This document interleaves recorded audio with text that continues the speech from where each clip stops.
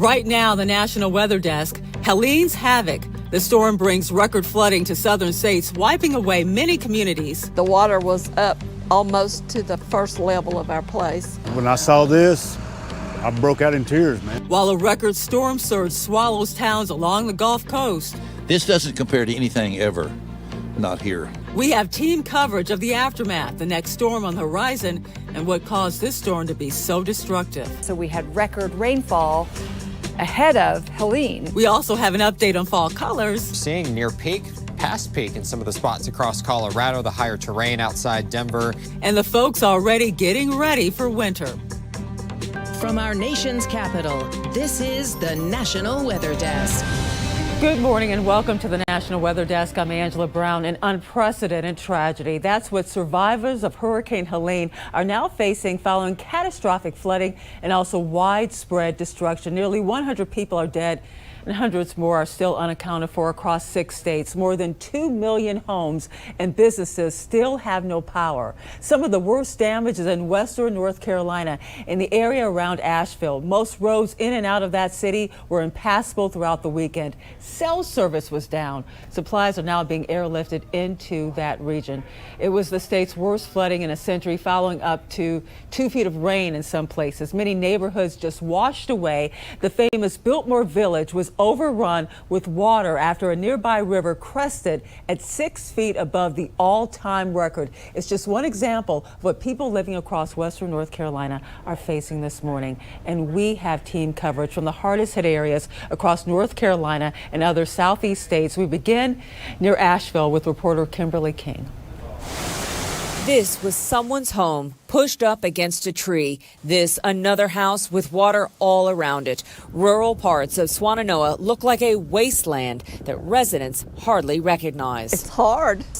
The water was up almost to the first level of our place. Sue and Don Barnwell have lived here in Beetree more than 50 years. I mean, it's something you can't help.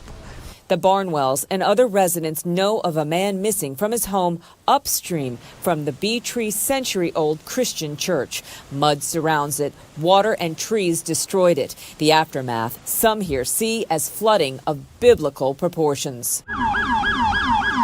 Along State Road 70, devastation, sights of sadness, huge property loss. This is the Davidson Bridge obliterated. It's pretty emotional. Mark Hensley says many Swannanoa residents remain missing in remote parts. As law enforcement works in Swannanoa, I've never seen anything like this. Businessman Don Robinson walks us through his parking lot. We bought this 25 years ago. There is nothing left. Nothing left of his large carpet store. His warehouse with sold product also ruined. Of course, this was one of our main doors here. The 77-year-old says he's done and that he will close, but he's hurting for his employees. Yeah, and that's one reason we kept it open as long as we did. Robinson plans to do all he can to help his staff out. He knows will struggle, much like the entire community here, in shock, as they still don't know the number of people gone. This is downtown Hot Springs behind me, and you can see crews working to remove debris. Roadway is completely buckled. Downtown Marshall looks very similar to this. The devastation is almost indescribable. Hot Springs. When I saw this, I broke out in tears, man. And Marshall. Just takes my breath away. You know, it's been here for so long. 2 mountain towns destroyed. We watched the water come push through these walls, take out buildings and move them entire areas over. There are holes in the floors of buildings. City Hall, the floor it's buckled. Just all the buildings up and down this street are just destroyed. Main Street in Marshall is covered in mud.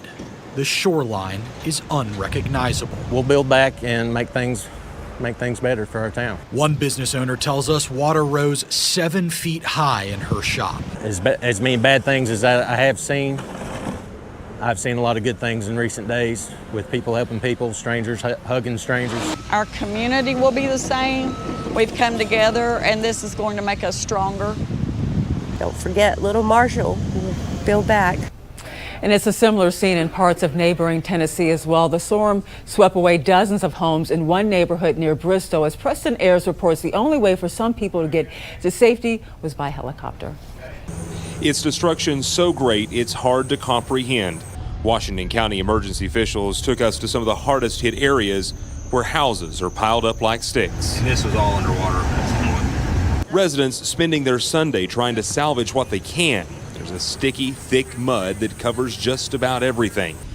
We traveled as far as possible along this road in Emeryville, but beyond this community is Bumpus Cove in Little Germany. The floodwaters washed away their only road, trapping more than 24 people. The road to Little Germany is completely washed away. You basically have to hug the cliff to be able to get in and out. Caleb Murdoch hiked out for help on Saturday and back in on Sunday carrying much needed supplies. We had to shimmy kind of along the rock face of what little bit was left of the road. At some spots there wasn't probably 6 inches to step on. Late Sunday afternoon, a grand slam moment on the baseball field at Lamar Elementary. A Black Hawk helicopter landing with the first load of evacuees from the cut-off community. I think that first group was between 10 to 11, I think, and they're going back to get another group of 11. County leaders have an ever-growing list of people reported missing. Sadly, there are very real fears here that many lost their lives. And more than 500,000 homes and businesses are still without power in Georgia. As the storm hit the state on Friday, many people had to be rescued from their cars and also their homes. This is just one example right here. Cobb County firefighters rescued a woman from a flooded car. They actually carried her, you can see it here, on their backs to safety. South Carolina was also hit hard. 25 people in the state died during the storm. And this morning, nearly 25% of the state is still without power. And there is plenty of damage. Trees are down, roads are flooded, and cleanup is going to take a very long time. Of course, Helene made landfall along Florida's Big Bend. It packed 140-mile-per-hour winds and brought a storm surge of 15 feet in some places. The good news about the wind here is that the storm made landfall in a sparsely populated wooded area. But the surge is another story. 6 places reportedly saw the highest storm surge in their history. At least one of those is south of Tampa, more than 150 miles from where Helene actually made landfall. And check out this scene in Keaton Beach. The coastal community bore the brunt of Helene's powerful winds and also high storm surge. The storm wiped away many homes, sending the debris into the canals. Now, many people who lived here for a long time say they've never seen anything like it. And it was the same story in other coastal towns, including Steinhatchee, about 20 miles to the south. Christian De La Rosa has that part of the story. Surveying the damage in parts of Steinhatchee, the forecasted unsurvivable storm surge left its mark. That's about 9 feet. And when you talk about unsurvivable storm surge, if I'm standing on the ground, look at that. Across the street from here, Dale Bryant and wife Sherry's home was just high enough. The water here got up just the back of the bird bath. They rode out the storm here. It was just it's just a constant loud roar. And didn't give up all the way through for 3 hours. And then wind would pick up and we just thought, what's going to go next? It's just sad in Keaton Beach. Nothing. That's it. Up the street, we saw a home washed onto a road. Debris is everywhere. So while the storm surge has receded, you still have a lot of roadways like this one completely underwater. Down the street here is a bridge, which is impassable, as you can see. Also the reason why a lot of people who evacuated and are trying to come back and survey the damage in their homes can't get there. And everything's flooded? Alan Davis is one of those people. He evacuated, but now he cannot get home. This doesn't compare to anything ever. Not here. And follow the National Weather Desk on our social media platforms for the latest on Helene's aftermath. We'll post new video and also information on Facebook, YouTube, Instagram, TikTok, and X. And we'll be back here tomorrow with everything that happens today and overnight. And coming up on the National Weather Desk, there are more storms brewing in the Atlantic, and at least one could impact the U.S. later this week. And what led Helene to cause all that damage so far inland? We'll look at the setup that turned out to be disastrous.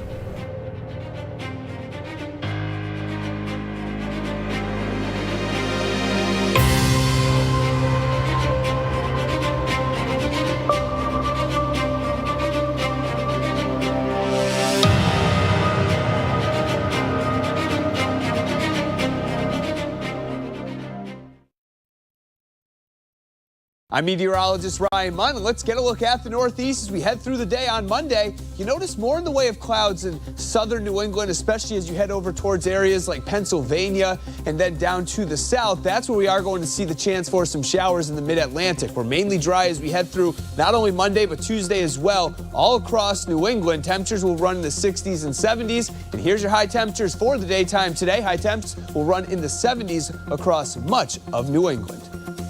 I'm Chief Meteorologist Gerard Jubaili. Here's a look at the mid-Atlantic region. It's going to be a rainy couple of days coming. We will see clouds everywhere. We've got a system approaching. It's going to be an upper low pressure, and that's just going to produce scattered showers across the entire area as it moves by on Tuesday as well. So we're going to be talking about some cooler temperatures while it lingers around in the 70s and maybe only in the 50s for highs across the mountains. We'll keep the clouds all through at least your Tuesday and still seeing temperatures stuck maybe only in the 60s. I'm meteorologist Vitas Reed. Here's a look at your southeast forecast highs. We're looking at Nashville, 79 degrees, 80 in Atlanta, 89 in Mobile, 93 Tampa, Charleston, about 87 degrees, Raleigh, 80, and about 93 Tampa, 91 West Palm. So we're still looking at pretty warm temperatures across parts of the area. A little cooler up here where the cloud cover is still holding on. This is the remnants of Helene, still kind of spinning around up around the D.C. area. A little bit of that open circulation around eastern Kentucky, slowly exiting, but we'll still see some clearing and drying conditions as we go through the next few days.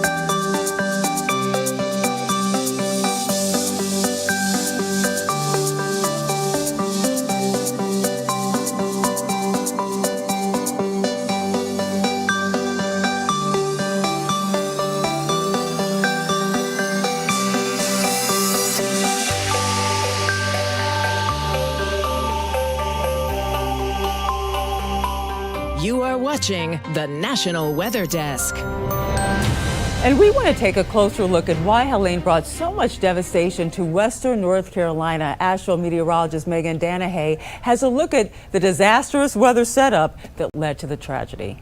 We have the hurricane there, of course, in the eastern Gulf. We've got this area of low pressure back off to the west. We also had a stalled front that set up. This pretty much blocked the path for the storm to go toward Louisiana. It started steering it this way.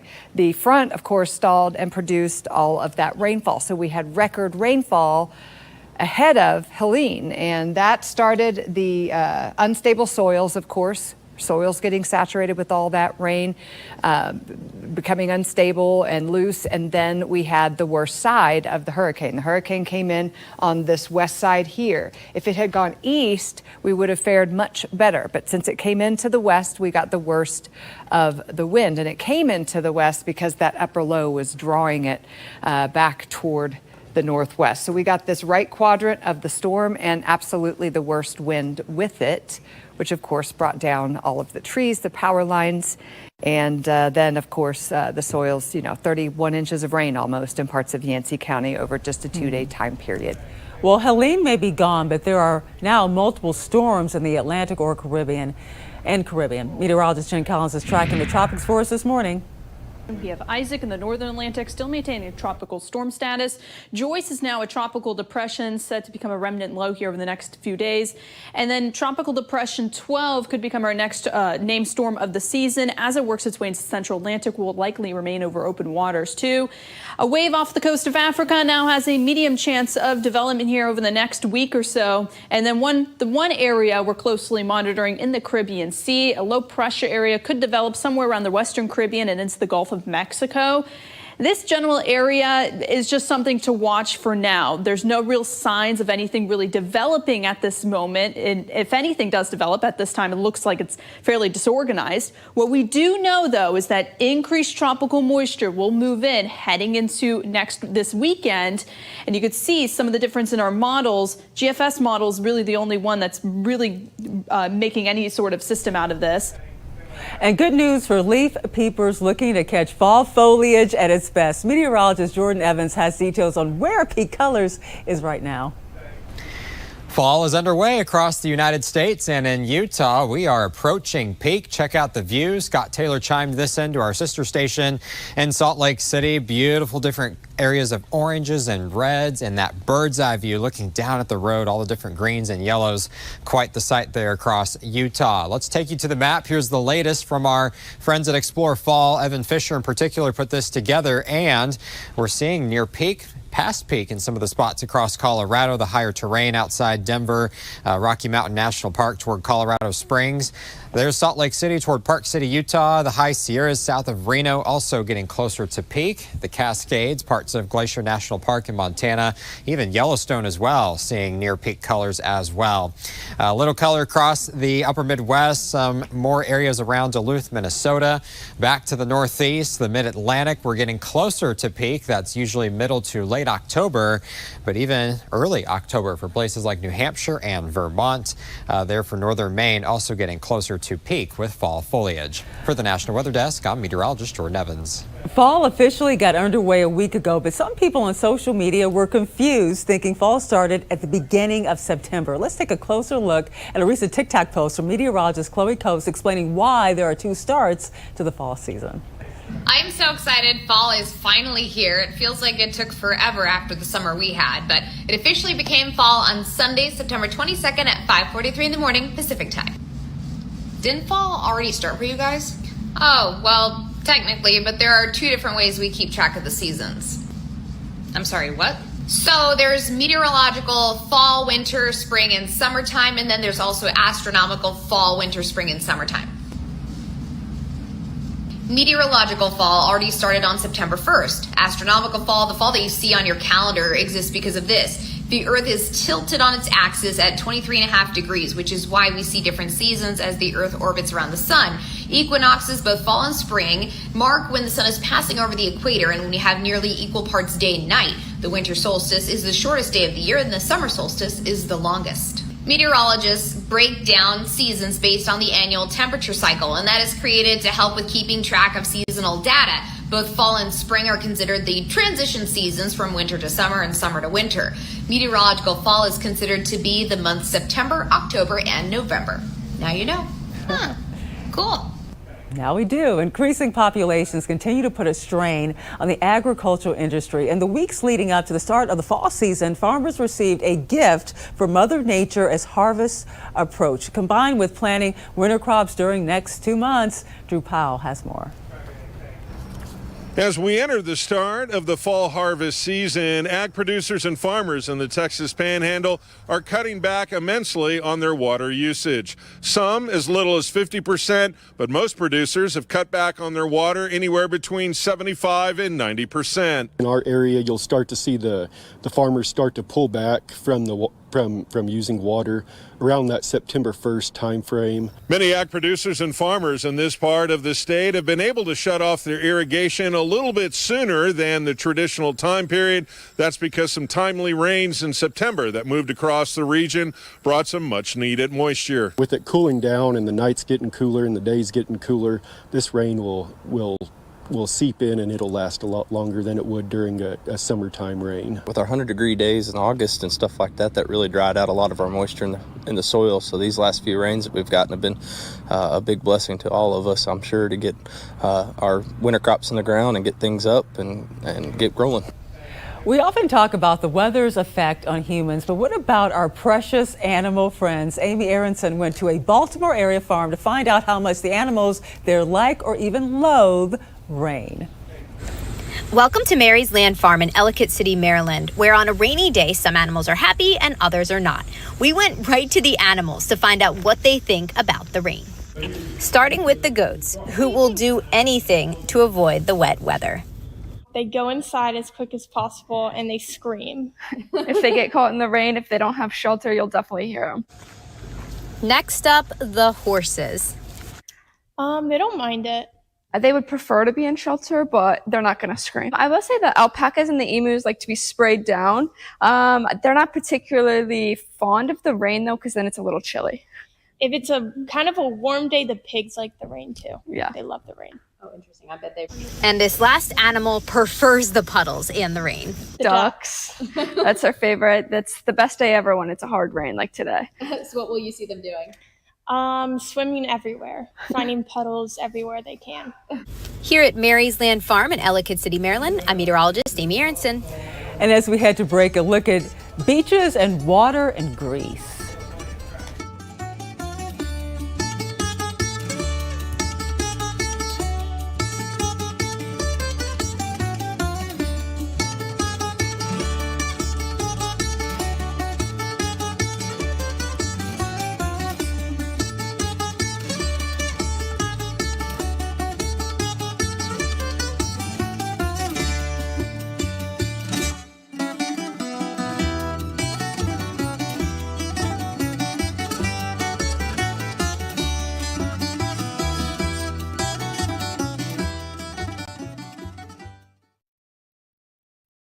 Well, a very good Monday morning, everyone. I'm meteorologist Andrew Buckmichael. Still sunny across the plains, but we still are kind of wrapping up the remnants of Helene. That moisture kind of leaving the Ohio Valley. Some lingering rain showers today. Cold front swings through tomorrow, dropping temperatures across most of the Midwest, and then finally kicking all the rain out of here by Wednesday. All of us are dry across the Midwest on Wednesday, with a lot of temperatures in the 70s and some 80s in the plains.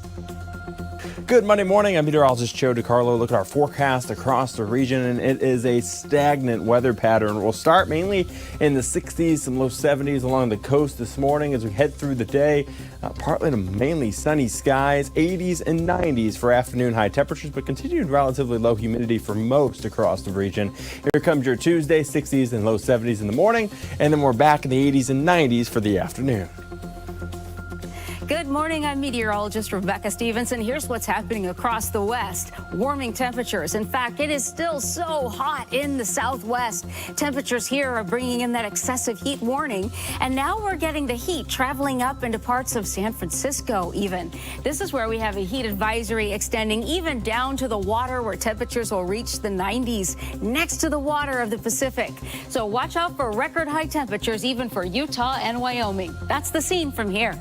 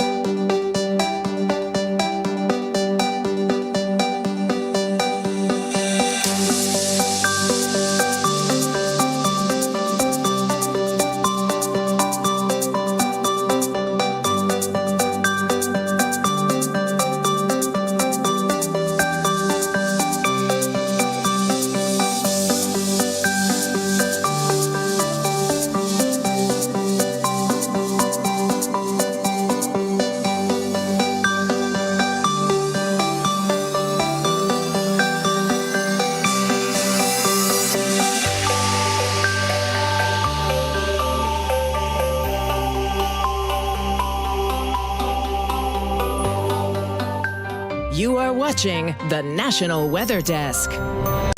Fall is just over a week old, but winter is now on the minds of many folks. In Ohio, they're training their eyes on winter preparedness before the first snowfall. Olivia Zen has more. Although we're here in September, it's never a bad time for us to be prepared for winter. It's Ohio. We never know what the conditions are going to be. 150-point inspections were conducted on all 23 snowplows at Wednesday's annual winter readiness event.